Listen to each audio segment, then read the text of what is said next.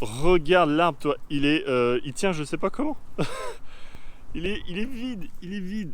Sauf qu'il est pas si vide que ça, parce que si tu regardes tout en haut,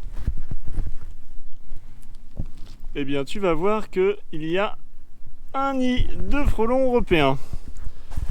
Allez, là, tu auras le combo en plus guêpe frelon, tiens.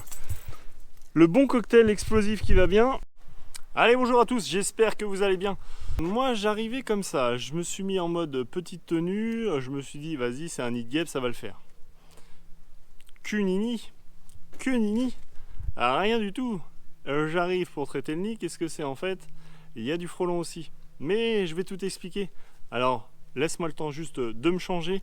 Je vais mettre une tenue un peu plus agréable, ou tout du moins un peu plus adaptée pour le frelon. Comme ça, on va voir ce qu'il en est. Mais je vais t'expliquer plein de trucs. Et je pense que tu vas apprendre des choses. Donc, j'espère tout du moins. J'espère. Allez, on fait d'une pierre deux coups. Nid de guêpe et nid de frelon à la fois. Let's go!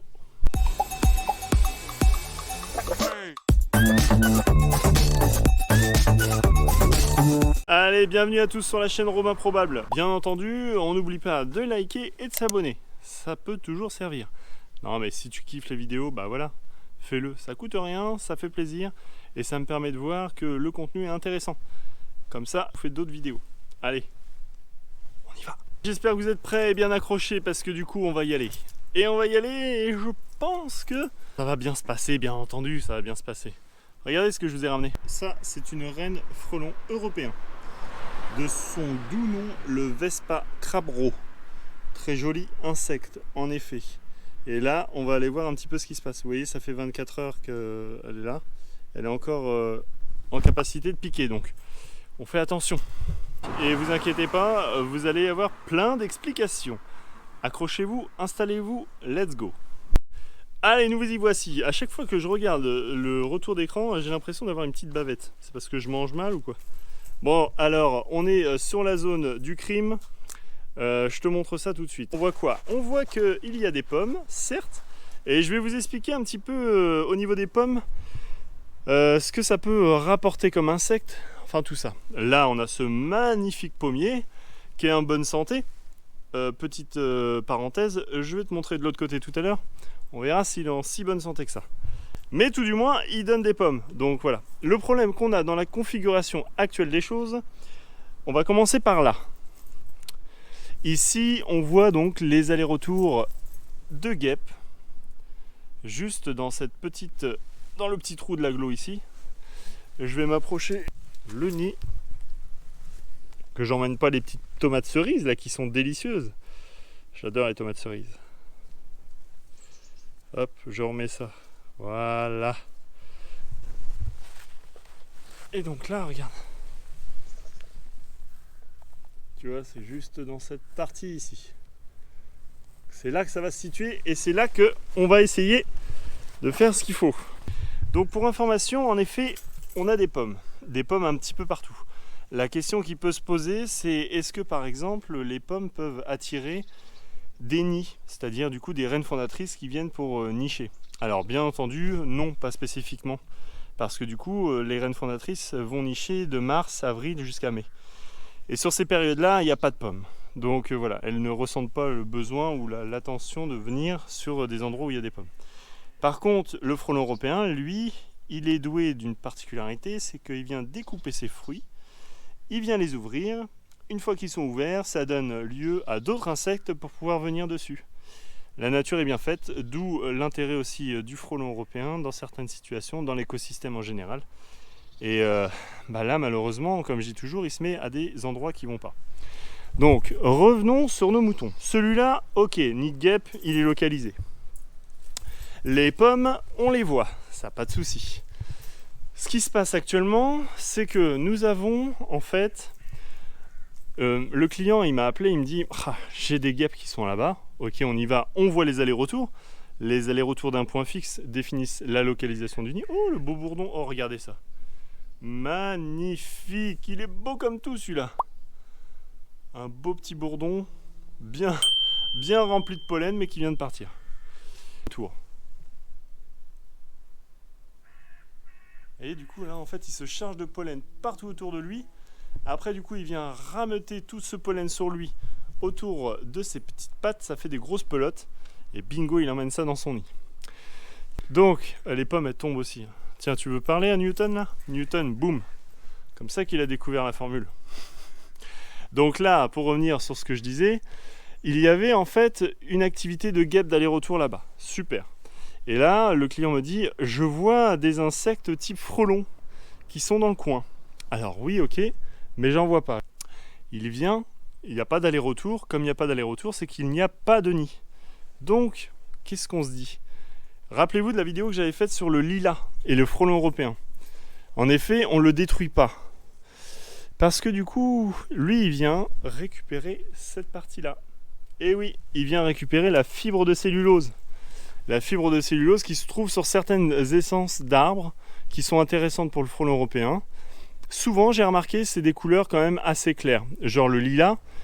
Cet arbre-là, d'ailleurs, si vous le savez, comment se nomme cet arbre? Marquez-le moi en commentaire parce que je sais plus. Voilà, j'ai une petite tête des fois, j'oublie. Allez, tu me le marques, que tu me dises ce que c'est. Et ça, c'est un cirfe. Vous voyez le petit insecte qui vole là? C'est pas une guêpe. Regarde. Il y a du frelon européen qui vole, qui fait sa petite vie ici, tranquillement, tout là-haut là.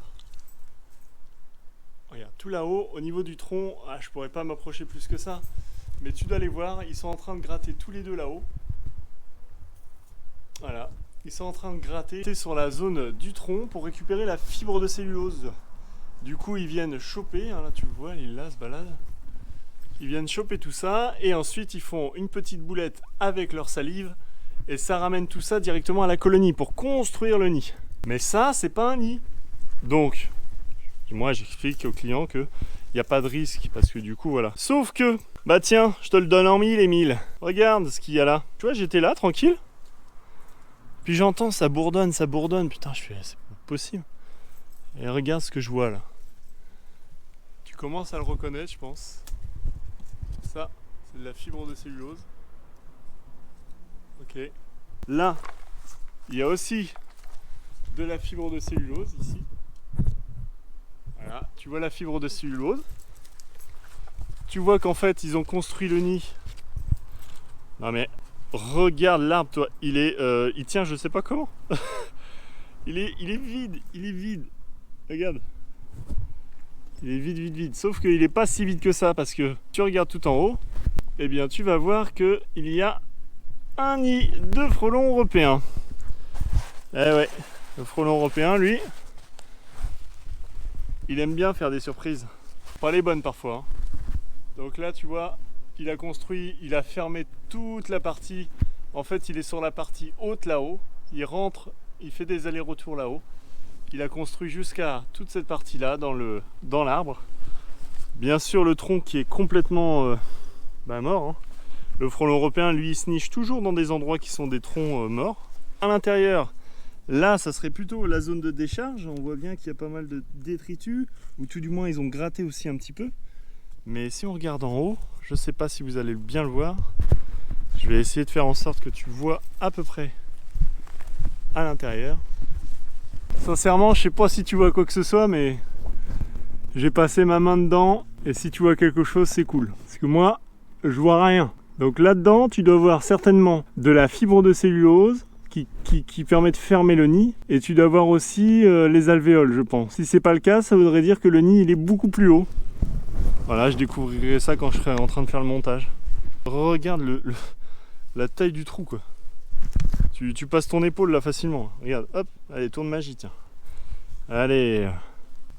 Tu vois, le trou, le point d'entrée, il est là. Bah, tu les vois rentrer et sortir là-haut, là. Ok, donc c'est là que ça se passe. Donc si je perce par là, je pense que je vais accéder au nid qui est dans le coin là. Et puis voilà, donc là tu vois, nous on voyait, donc là au niveau du trou, tu voyais par là. Bon, bah c'est du boulot, hein. Et tu vois bien qu'ici on est dans une zone où il y a des enfants. C'est toujours pareil, hein. En tant que parents, on fait attention. On veut prendre soin de nos enfants, c'est normal. Donc on ne pense pas que la possibilité d'avoir du frelon à proximité d'une zone de jeu où il y a un ballon qui peut à tout moment, plutôt que d'atterrir dans le but, atterrir dans le pommier, Et là, boum. Donc voilà, vous comprenez tout de suite, comme je dis toujours, dans certaines conditions, et ben, entre la vie de quelqu'un ou la vie d'un nid de frelon, le choix il est vite fait, d'accord? On va commencer par le nid de guêpe. Hein.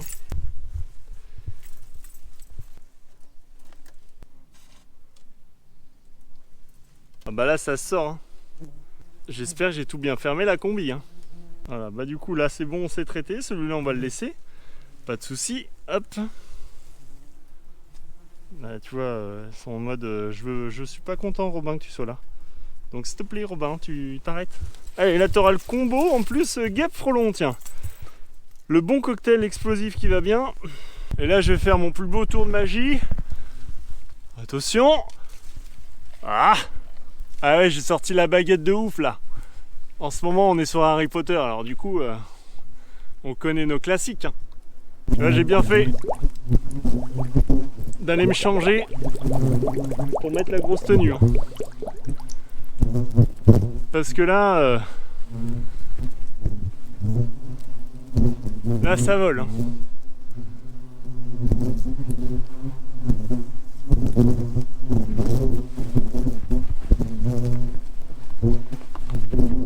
Alors on est tranquille façon de parler, hein. C'est toi qui es tranquille devant la vidéo là. Moi je suis en train de me battre en duel avec les frelons là. Je fais pas le poids. Bon bah du coup tu croyais que c'était un petit nid, bah en fait non, c'est pas un petit nid, c'est un beau nid qu'il y a là-dedans. Ils sont pas contents du tout. Et c'est normal parce que là l'activité elle est assez forte au niveau du tronc. Donc ça va que c'est un peu plus en hauteur. Mais tu comprends que s'il y a des vibrations dans l'arbre, les frelons, eux, ils vont sortir. Et voilà ce qui se passe quand ils sortent. Quand ils sortent, c'est toujours le même principe, ils cherchent à attaquer. Hein, tu peux courir là-bas, tu seras en sûreté, un peu plus au fond du jardin. Le mieux, c'est de rentrer directement à la maison, parce que... voilà quoi. Tu vois bien qu'il faut faire attention.